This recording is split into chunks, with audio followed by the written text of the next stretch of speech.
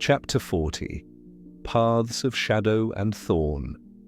Dylan's world was a haze of crimson and pain, the Bloodwild's grip loosening as he staggered from its tangled heart, Kaezhul's whispers a constant serpent in his ear. The jungle's drone faded behind him, its black, slick trees and acid-dripping vines giving way to a scarred plain where red-veined earth met a bruised sky. His body was a wreck, ribs bruised from the river's plunge, thigh gashed from zombie claws, his rune-etched leather armor torn and bloodied, but the glowing blue potions from the sorcerer's chest had knit the worst of it, leaving him sore but standing.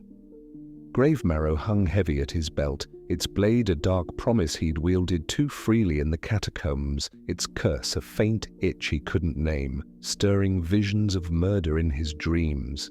His starry scars pulsed faintly, a reminder of Kaleth's light and Vaughn's void, but the demon's voice was louder now, a telepathic thread woven tight since he'd accepted Kaezhul's help.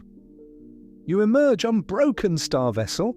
Kaezhul's voice slithered, smooth as oil, laced with amusement. "The veil hungers still, but the river's bend shields you for now. Rest and let me illuminate your path to Zorath."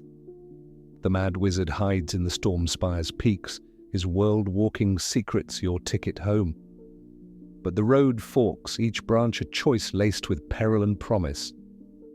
Dylan slumped against a gnarled root, the Ashenflow plains stretching northeast before him, a desolate stretch of grey earth veined with sluggish rivers, dotted with ruined watchtowers and ash from ancient wars. Thunder rumbled distant, the sky heavy with storm clouds that promised no mercy. His stomach churned from the birdlings he'd eaten days ago, guilt a sour aftertaste, but Kaezhul's guidance had kept him alive, the demon's perks, quieting beasts, clearing paths, a double-edged blade he hated relying on. "Spit it out," Dylan growled, voice raw, his anger a shield against the demon's barbs. "What are my options? And don't bullshit me. I know there's a catch." Kaezhul's chuckle echoed in his skull, intimate and mocking. "Always the fire, Dylan. Very well. 3 roads to the Stormspire, each a mirror of your soul, direct but deadly, wild but unpredictable, or secretive but cursed. Choose wisely, for Vaughan watches, and your steps tip the scales." The demon's presence manifested faintly, a shimmer in the air like heat over coals, snake eyes glinting from nowhere.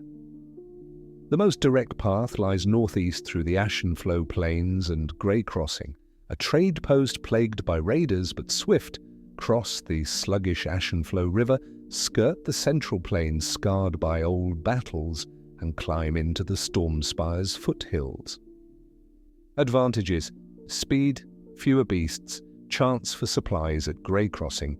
Disadvantages: open terrain, no cover from Alth's patrols or shadow dragon trackers. You'll be exposed, a rabbit in a field of hawks, and the plains ash storms can choke a man blind, their winds whispering madness from Vaughn's void. Dylan nodded, eyes scanning the grey expanse ahead, jagged foothills rising distant like broken teeth. Speed tempted him. Get to Zorath, get home, but exposure meant death, Janz's blades or worse, closing in. Alternatively, Kaezhul purred, arc north through the wastes, then east to the mountains, a lawless stretch between Valoria and Krindar, littered with bone fields and volcanic craters like Ashmore, where cultists gather to chant Vaughn's name. Advantages: fewer monsters, as even beasts fear the madness there, hidden paths through ancient battlegrounds, perhaps relics to aid your journey. Disadvantages: the cultists, fanatics, who'd see your scars as a sign, drag you to their altars for sacrifice. The wastes twist minds, boy, hallucinations, despair, echoes of old wars driving men to slit their own throats. Trade beasts for madness and see if your will holds. Dylan's gut twisted, the wastes sounding like a graveyard of souls, cultists a human horror worse than beasts. Relics might help, but madness was a risk he couldn't stomach, not with his scars already pulling him toward Thorn's shadow. And if secrecy is paramount, Kaezhul said, his voice dropping to a velvet whisper, cut through the fringes of Shadowmere Wood, a blackened forest northwest, its trees twisted into claws, fog clinging like a shroud. Thorn skulls roam, but the wood's curse hides paths even Elther's spies can't sniff. Duskspire, a Nightvale tower, lies within, abandoned, but its wards might shield you. Advantages covert, few eyes on you, shortcuts through fog-veiled trails that bend time, spitting you closer to the Stormspire. Disadvantages, the curse. Spectral lights lure travelers to doom, whispers erode sanity, and the wood feeds on fear, manifesting your nightmares as flesh. It's a gamble on your mind, Star Vessel, but secrecy buys time. Dylan weighed the paths, his anger at Kaezhul's manipulations flaring, but the demon's logic was sound. Direct meant exposure, wastes madness, but Shadowmere, cursed, hidden, offered cover, a way to slip Yans's net and Elther's gaze. The fringes of Shadowmere, he said, voice firm, defiance cutting through doubt. Secrecy, I can't fight an army head-on. Kaezhul's satisfaction was a warm coil in his mind. Wise if reckless, the wood's curse will test your scars, but Thorn favors the bold. Follow the violet leaves, they point north through the fog. Avoid Duskspire unless desperation calls. Its wards are double-edged, shielding but binding.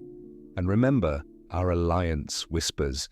Beasts will shy, but the wood's horrors heed no master. Dylan rose, legs steadying, the jungle's edge giving way to Shadowmere's blackened fringes, its trees clawing the sky, fog rolling like a shroud. Thunder rumbled, the Stormspire distant but calling, Zorath's secrets a faint hope. Kaezhul's voice faded, but his hooks remained. Dylan stepping into the wood's curse, his path a thorned veil, secrecy his shield in Erendor's savage dance.